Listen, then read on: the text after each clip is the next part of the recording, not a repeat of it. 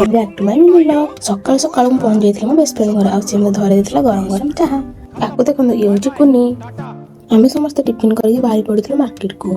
हमर आज भोजी करिया थिला सेथि में आज 10 पिला आसीची। परिया पत्र सामान को किन सला करे आमे पळे आस्थिले गुपचुप नवा पई। जब 10 पिला रहले बेले ए भांगुड सब बेले गुपचुप खाए।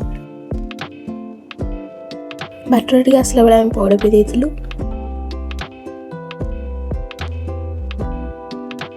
भोजरे जे हमर चिंगुड़ी मलाई अब से खोजी खोजी पड़ेले पाइले चिंगुड़ी से हमर संग कहले से आनी दे देतिला चिंगुड़ी। एठी मु देखथले मु केते दिन धरि छी। घर पहुंची हमर स्टार्ट हेतला परिया कटा कटी। पिला खाउचे अधा छडौचे अधा दांत तो वीडियो करे जानि कि साइज हे बस पहिला पिले एक नंबर मु रोसे माने काटी साला पर मु रोसे स्टार्ट करी। सुपर मैडम हमर बनौछन फर्स्ट टाइम बिरयानी।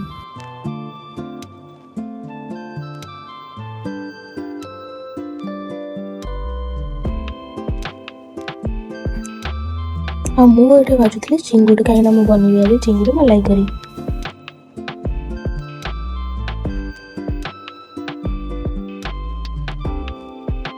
तरकारी मोर रेडी होता एपटे दम देवाई सब चाउल फाउल मसला फसला ढाई तर प्रिपेयर कराला। रायता भी आम रेडी देखुन तो बिरियानी के सुंदर देखा जहाँ भी शुभ मैडम बनई टेस्टी हेनी ताले केमती हम सब डेक्ची कड़ी आम धरिक पड़े छात पर खरार बस खायापी यही सब आइटम सब आमर होता।